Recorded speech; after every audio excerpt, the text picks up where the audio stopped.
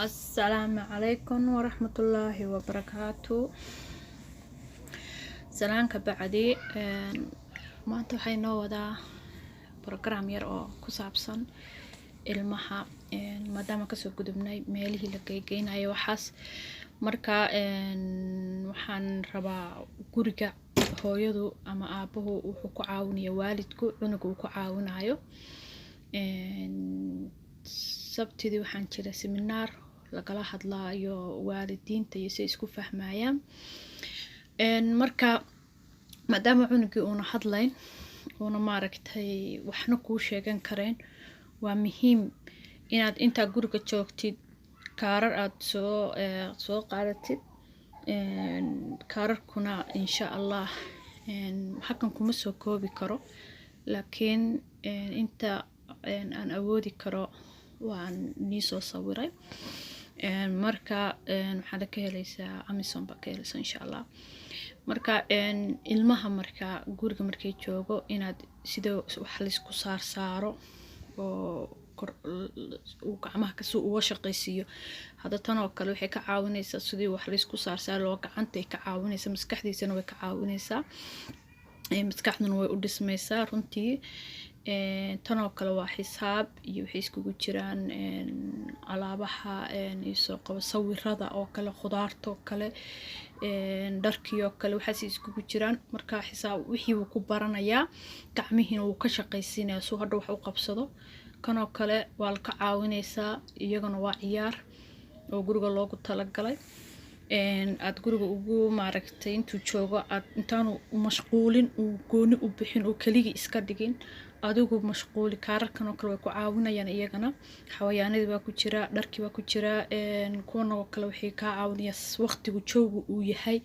bay leedahay shay kasta magaciisa ku qoran magacii baa ugu dhawaaqe isoo kaararkan aad ayay u caawinayaan guriga markuu joogo kuwan oo kale afkii sankii gacmihii lugihii wixii ku bare marka cunugii marka waxa ku jira isagoo kaararku way badan yihiin isagoo markuu musqusha rabo kale markuu rabo kale cuntadii uu rabo markuu miiska fariisanayo cuntada noocyadu kala duwan marka waxa kan lagu soo koobi kara maaha bahashanna waxay ka caawinaysaa aad ay u caawinaysaa soo gacmihiisa uga shaqaysiyo soo dharka u xirto soo kabaha u xirto tan lafteedu waxay ka caawinaysaa markuu xanaaqo waa u dhiibaysaa uu isticmaalayaa kabacdiina iyadoo ku mashquulaya intuu darbiyada madaxa ku qaraaci lahaa dhulka isku qaraaci lahaa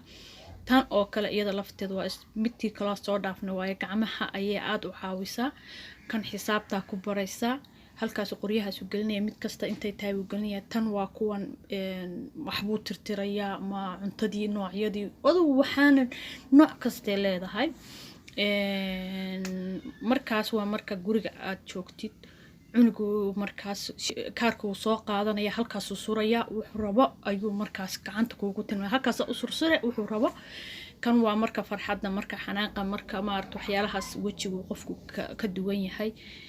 bahashan aad ay u caawisaa iyadana ilmaha sida wax la isku galgaliyo waa muhiim inuu cunugu barto sababta wuxuu baranayaa hadhow inuu wax qabsan karo tan waa jarwal aad u sameynaysid cunuga maalin kasta wuxuu qaban lahaa baad halkaas ilmo kasta u fiican tahay ilmaha autismka uma fiicna ilmo kasta u fiican tahay inaad darbiga ugu dhajiso 7 beriba wuxuu qaban lahaa oo maaragtay u sameyn lahaa autismkana waad ugu qaban kartaa adaa macaa ku qoran kara wixii maalintaas isbuuci ama maalintaad u qaban lahayd maalinba jawal inaad u samaysid insha Allah intaasaan ku soo koobi karaa waxaad alaabtan ka helaysaan Amazon baa ka dalban kartaan Amazon baa leh insha Allah hada hoos inii soo dhigi karo waa inii soo dhigaya haduu ilaahay idmo Amazon uga dalbataan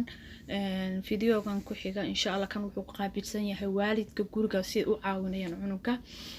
waxaan isku soo xijinaya insha Allah siday ay maaragtay